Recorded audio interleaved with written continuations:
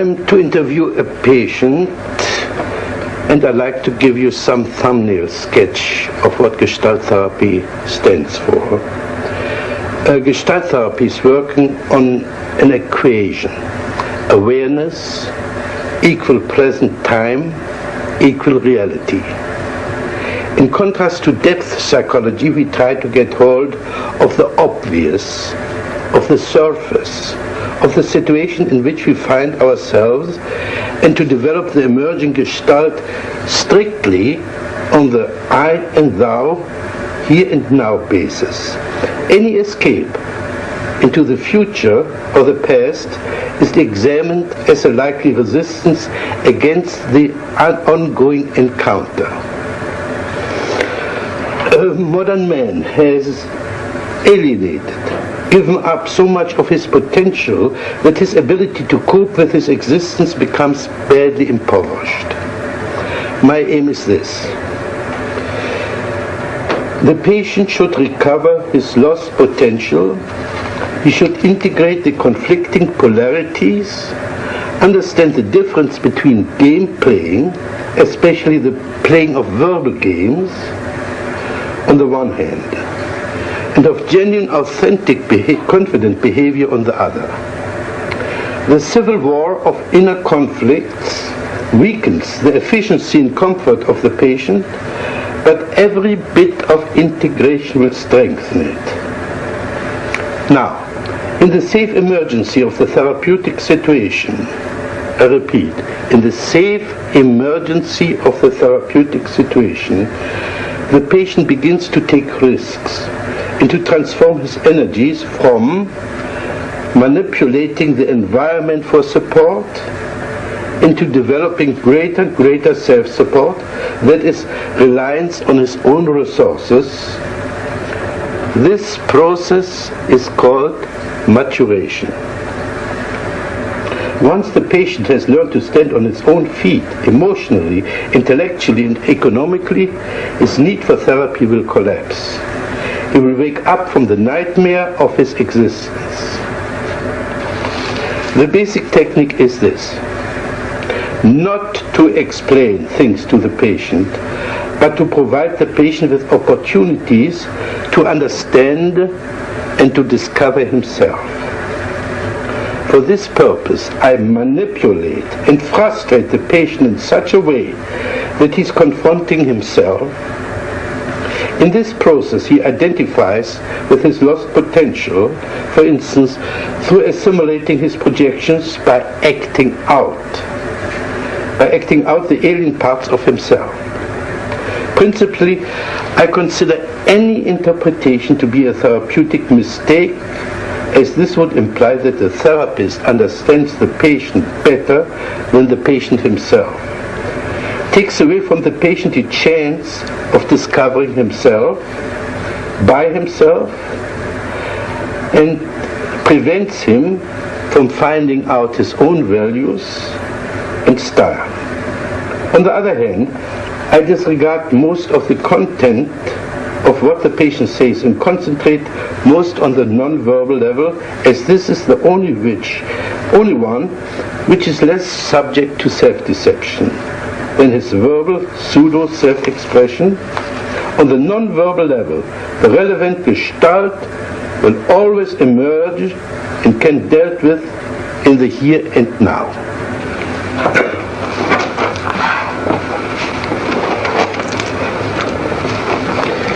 We are going to have an interview for half an hour.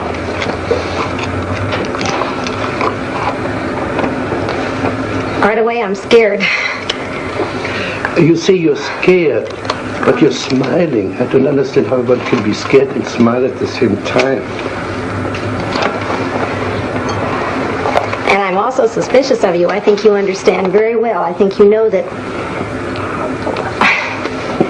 when I get scared, I laugh or I kid to cover up. But do you have stage fright? I don't know. I'm mostly aware of you. I'm afraid that you're going to have such a direct attack that you're going to get me in the corner, and I'm afraid of it. I want you to be more on my side. I get you in your corner, and you put your hand on your chest. Mm-hmm. Is this your corner? Well, it's like Yeah, it's like I'm afraid, you know. Where would you like to go? Can you describe the corner you like to go to? Yeah.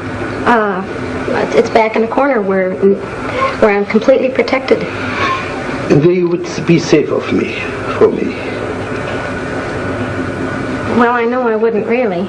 Well, but it feels safer, yes. Imagine you were in this corner, and you're perfectly safe now. What would you do in that corner now? I'd just sit. Just sit? Yes. No. How long would you sit? I don't know, but this is so funny as you're saying this. This reminds me of when I was a little girl. Every time I was afraid, I'd feel better sitting in a corner.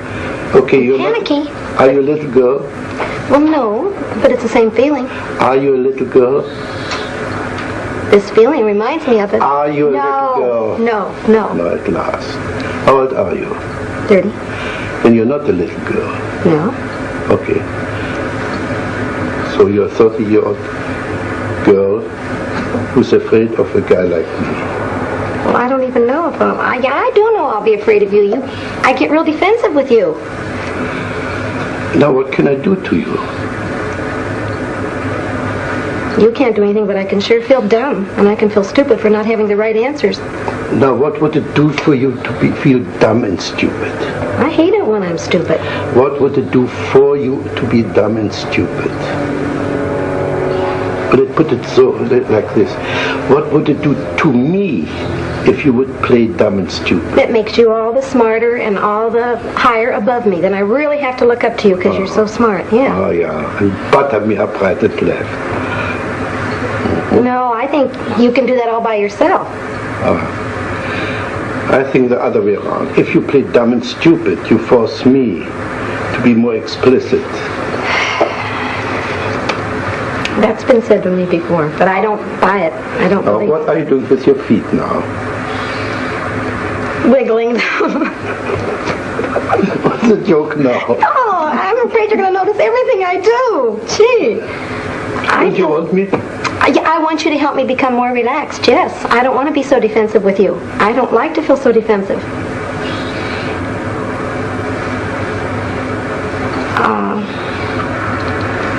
You're acting like you're treating me as if I'm stronger than I am, and I want you to protect me more and be nicer to me. Are you aware of your smile? You don't believe a word what you say. I do too, but I know you're going to pick on me for it. Sure, you're bluff, you're phony. Do you believe, you're meaning that seriously? Yeah. If you say you're afraid and you laugh and you giggle and you squirm, it's phony. You put in a performance for me. Oh, I resent that very much. Can you express it? Yes, sir. I most certainly am not being phony. I will admit this. It's hard for me to show my embarrassment, and I hate to be embarrassed. But boy, I resent you calling me a phony. Just because I smile when I'm embarrassed or I'm put in a corner doesn't mean I'm being a phony. Wonderful, thank you. You didn't smile for the last minute. Well, I'm mad at you. That's right. You didn't have to cover up your anger with your smile. Now, in that moment, in that minute, you were not a phony. Well, at that minute I was mad, though. I wasn't embarrassed. In other words, when you're mad, you're not a phony. I still resent that. I'm not a phony when I'm nervous. Again. I want to get mad at you.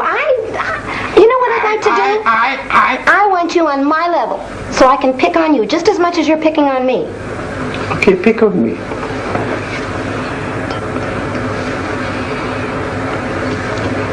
I have to wait till you say something that I can pick on. But what does this mean? Can you develop this movement? I can't find words. I want to develop this as if you were dancing.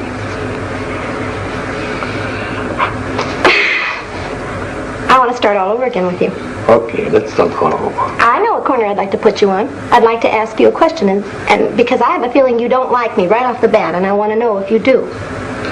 Can you now play Fritz Perls not liking Gloria? What would he say? He'd say that she's a phony, for one. Say you are a phony. You're a phony, and you're a flip little girl, and you're a show-off. What would Gloria answer to that? that answer, I'd say I think you are too.